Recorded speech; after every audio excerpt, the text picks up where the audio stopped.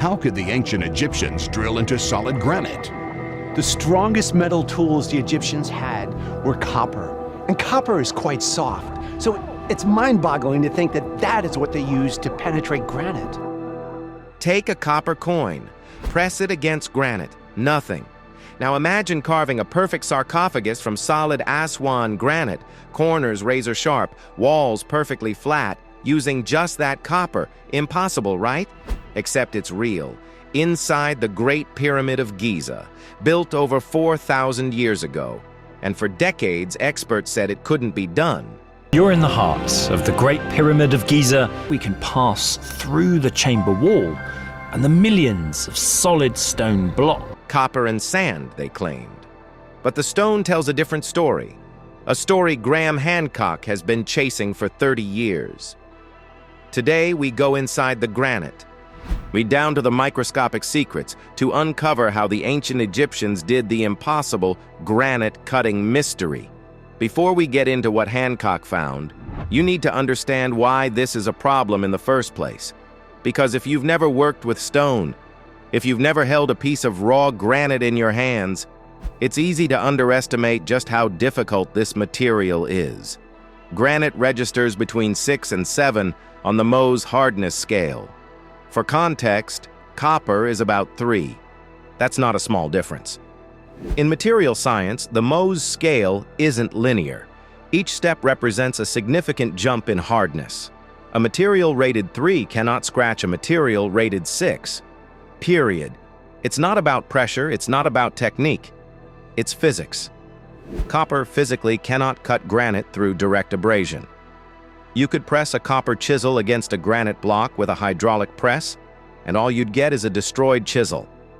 And yet, to walk through the Egyptian Museum in Cairo, visit the Valley of the Kings, stand inside the King's Chamber of the Great Pyramid.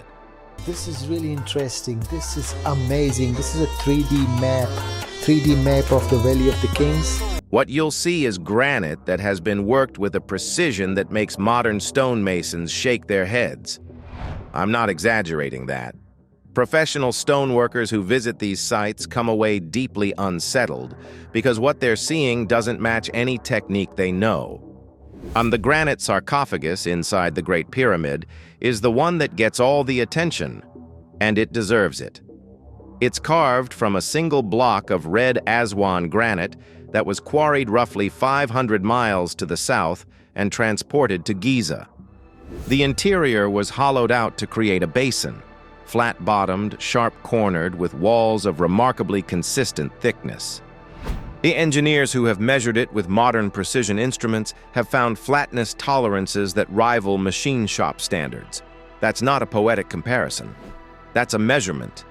But the sarcophagus is just one piece. Throughout Egypt, you'll find granite vases with long, narrow necks, hollowed out through openings barely wide enough to fit a finger. You'll find granite pillars with surfaces so smooth they reflect light. And you'll find obelisks, single pieces of granite weighing hundreds of tons, covered in precisely carved hieroglyphs with clean, sharp edges that have survived 4 millennia of desert wind. The tool marks on some of these surfaces show consistent, parallel striations that suggest a repetitive cutting motion with remarkable uniformity. And the standard explanation for all of this? Copper tools. Copper chisels, copper saws, copper drills. Plus sand as an abrasive agent. That's it. Why, that's what's in the textbooks. That's what Egyptology students have been taught for 100 years. The idea is simple. You take a copper tool, a flat blade, a tubular drill, whatever the task requires, and you pour sand at the cutting interface. The copper doesn't do the cutting. The sand does. The copper just carries the abrasive. The sand particles, being harder than the granite, do the actual material removal as the copper tool pushes them against the stone surface. And on paper, but that almost makes sense. Quartz sand does register about 7 on the Mohs scale. But quartz is a hardness of 7, so one thing is, again, the crystals. Slightly harder than granite's feldspar components, roughly equal to its quartz components. It could theoretically abrade the surface. But there are problems with this explanation. Serious problems that have been quietly acknowledged by some researchers while being loudly ignored by others. Quartz sand wears down fast. It fractures and rounds off under pressure, losing its cutting ability within minutes.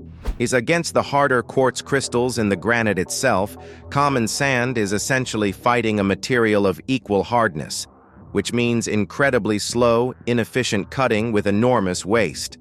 The amount of sand you would need to hollow out a single granite sarcophagus using this method is staggering. The amount of time is worse. Estimates range from months to years of continuous manual labor for a single piece, with results that should look rough, uneven, and inconsistent. But the results don't look rough. They look precise. They look controlled. They look like the work of people who knew exactly what they were doing with tools that were up to the job. And that contradiction between what the tools supposedly were and what the results clearly are is the crack in the wall that Graham Hancock has been pushing on for 3 decades. Graham Hancock, Granite Investigation. If you know Graham Hancock's name at all, you probably know him as a controversial figure. That's the label that gets attached to him in every mainstream profile, every academic reference, every Netflix summary. Controversial. It's a word that sounds neutral but functions as a warning. Don't take this man too seriously. He's not one of us. But here's what the label doesn't tell you. Hancock started his career as a journalist, not a fringe blogger, a mainstream international correspondent. He worked for The Economist. He covered East Africa for the Sunday Times. He was a respected reporter doing serious work in serious publications. And then, in the late 1980s, he went to Ethiopia. He was researching a book about international aid, how billions of dollars in development money were being mismanaged and wasted across Africa. Standard investigative journalism. But while he was in Ethiopia, he encountered something that pulled him in an entirely different direction. The Ethiopians told him about the Ark of the Covenant. Not as a legend, not as a metaphor. This object that they call the Ark of the Covenant. We arrived in Aksum on the holiest day of the Ethiopian Orthodox calendar. As a physical object that they claimed was housed in a chapel in the city of Aksum, guarded by a single monk who would dedicate his entire life to protecting it and never leave the chapel grounds until he died. Hancock was skeptical. Of course he was. He was a journalist. But the deeper he investigated, the more he found threads that connected Ethiopian traditions to ancient Egyptian history, to Templar mythology, to archaeological anomalies across North Africa and the Middle East. And he followed those threads for years. They led to his first book on the subject, and from there to a decades-long investigation into what he calls a lost civilization. The idea that advanced human societies existed far earlier than mainstream archaeology acknowledges, and that evidence of their capabilities is hiding in plain sight in ancient monuments around the world. The Egyptian granite problem was always central to Hancock's argument. Not because the granite work at Giza and throughout Egypt represents something tangible, something measurable. You don't need to believe in lost civilizations to see that the official explanation for how these stone objects were made doesn't hold up under engineering scrutiny. You just need to look at the tools, look at the results, and do the math. For years, Hancock asked a simple question. If copper tools and sand can produce this level of precision in granite, why hasn't anyone demonstrated it? And not theorized it, not modeled it on a computer. Actually done it. Taken copper tools, taken sand, and produced granite work that matches what the ancient Egyptians achieved. The answer for most of those years was uncomfortable silence. A few experimental archaeologists attempted small-scale demonstrations that showed copper and sand could technically remove granite material. But the results were always rough, always slow, and never came close to the precision visible in the actual ancient work. The gap between what the experiments produced and what the Egyptians clearly accomplished was enormous, and nobody on the mainstream side seemed interested in closing it. Hancock kept pushing. He brought engineers and material scientists to Egypt. He commissioned analysis of tool marks and surface finishes. He appeared on Joe Rogan's podcast and reached audiences of tens of millions with his arguments. And slowly, and incrementally, a community of researchers, some inside academia, some outside it, began looking at the granite problem with the one tool that nobody had properly applied to it before: modern material science, corundum granite discovery. All right, this is the part of the story where the mystery starts turning into an answer. And I'll be honest with you, the answer surprised me more than the mystery did.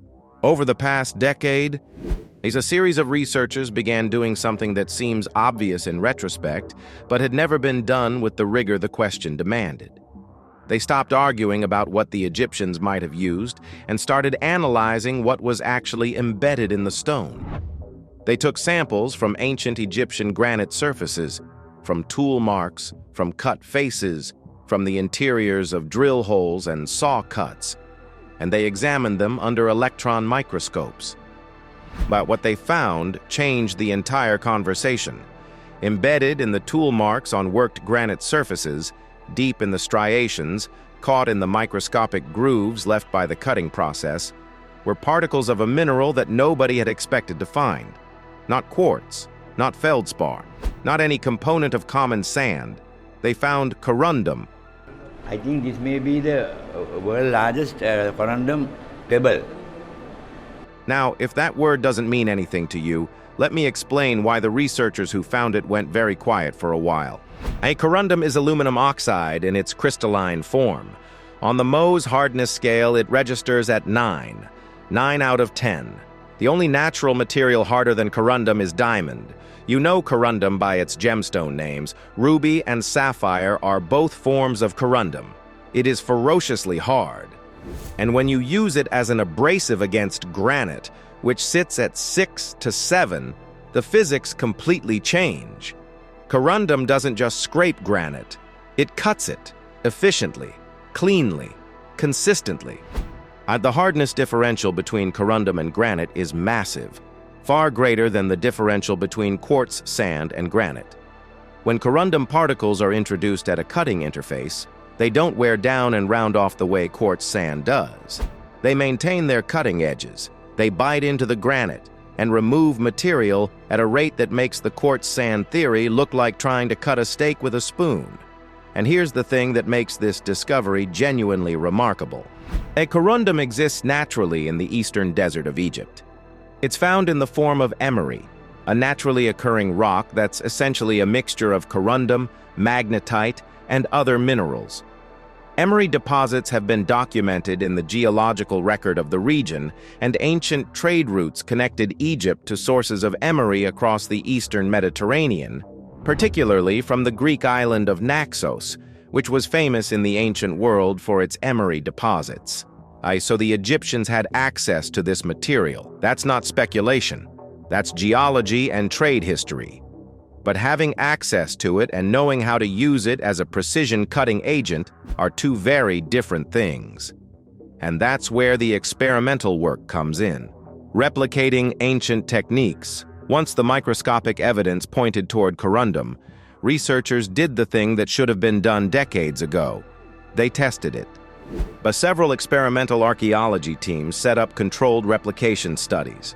The protocol was straightforward.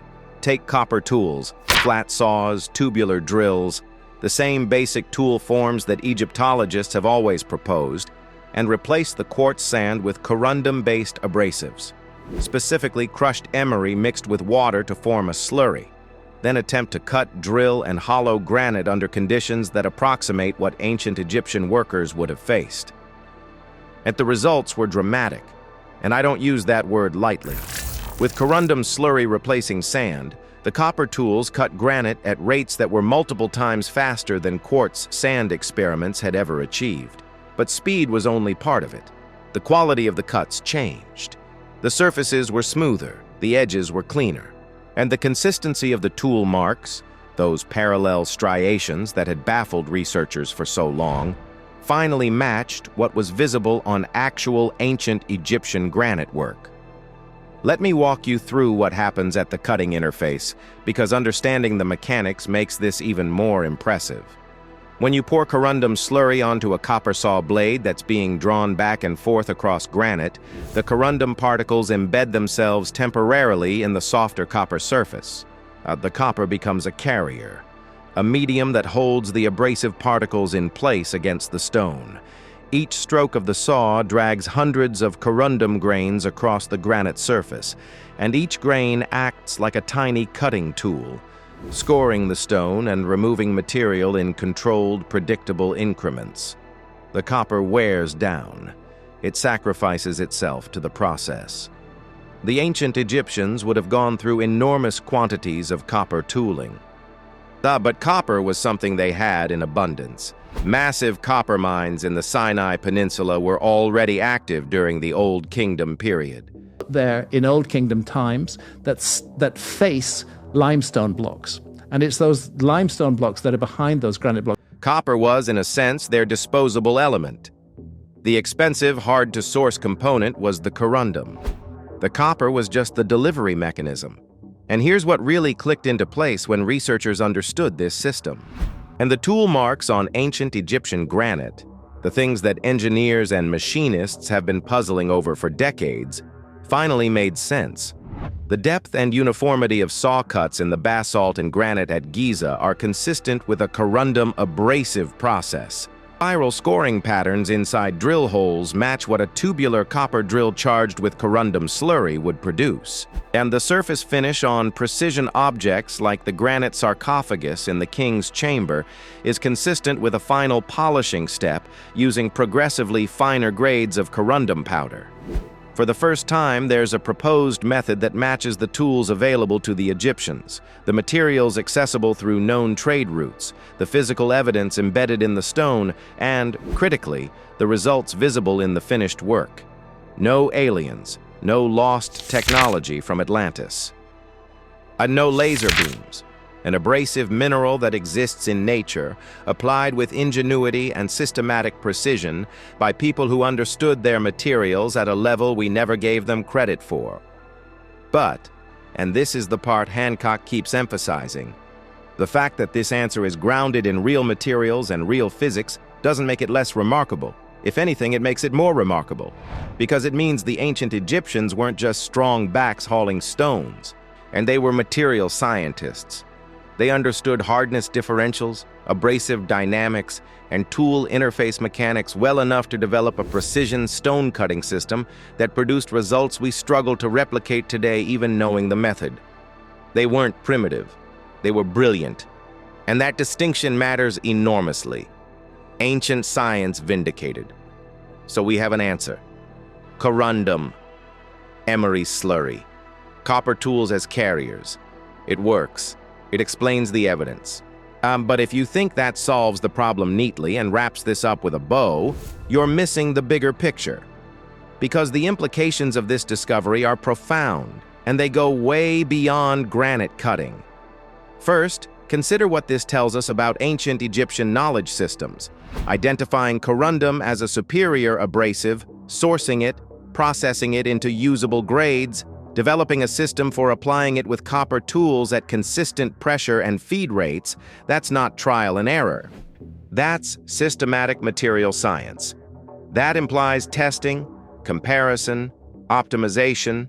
Somebody, at some point in Egyptian history, had to experiment with different abrasives, observe the results, and refine the process until it worked at a precision level that would satisfy the demands of monumental architecture.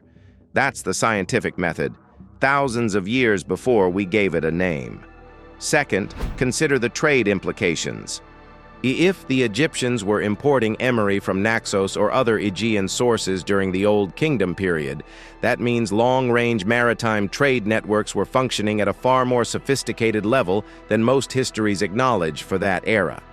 You don't import a specialty industrial mineral across open ocean unless you have reliable ships, established routes, and an economic system complex enough to support specialized trade in materials that have no value except as tools for advanced craft production.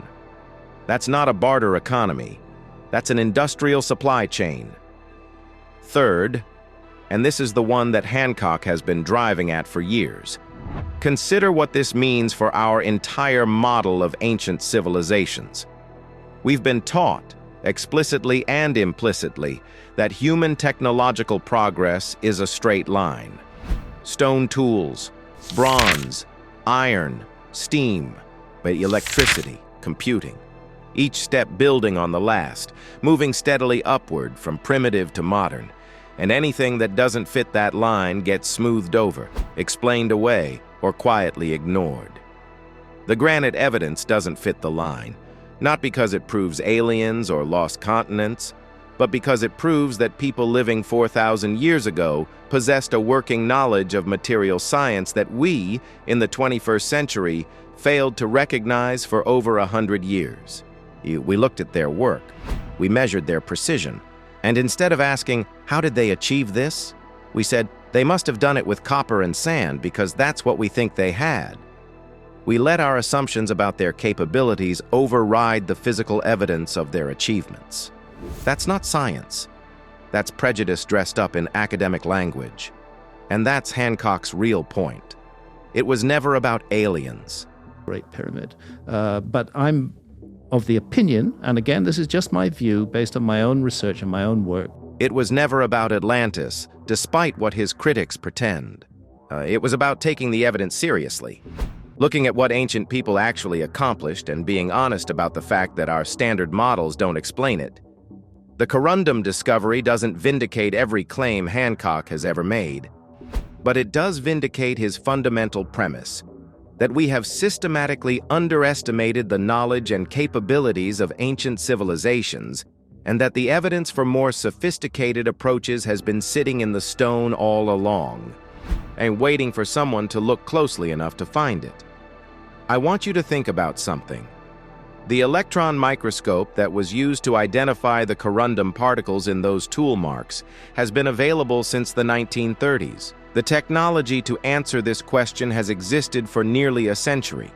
The stone surfaces have been accessible for even longer. The evidence was always there. We just didn't look.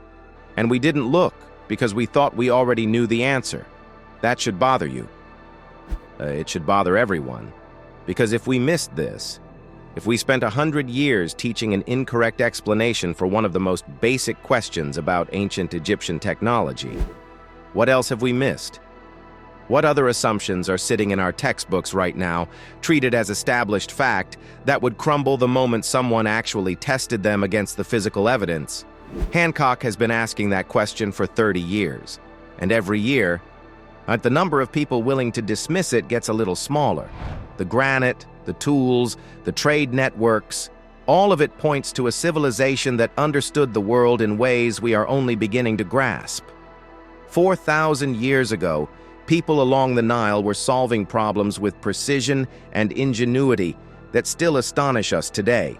And yet, for centuries, the evidence was ignored, misunderstood, or dismissed simply because it didn't fit the story we thought we knew. Now, with microscopes, in experiments and relentless curiosity, we can finally read what the stone has been trying to tell us all along. But if the Egyptians could develop technology that escaped our notice for millennia, how many other mysteries are still waiting? How many achievements have we overlooked, buried in the ruins of civilizations, waiting for the right mind to uncover them? The past is far more complex than we imagined. And the truth isn't just in textbooks or theories, it's etched in stone, unencoded in artifacts, hiding in the patterns we have yet to decode. Every discovery challenges the story we tell ourselves about human history, and every answer leads to deeper, more unsettling questions. So we ask again, what else have we been blind to? What other wonders, what other technologies, what other knowledge might have been lost, waiting patiently for the right eyes to find them? The story of the past isn't finished. It's only just begun. And the question is, how far are we willing to go to uncover it?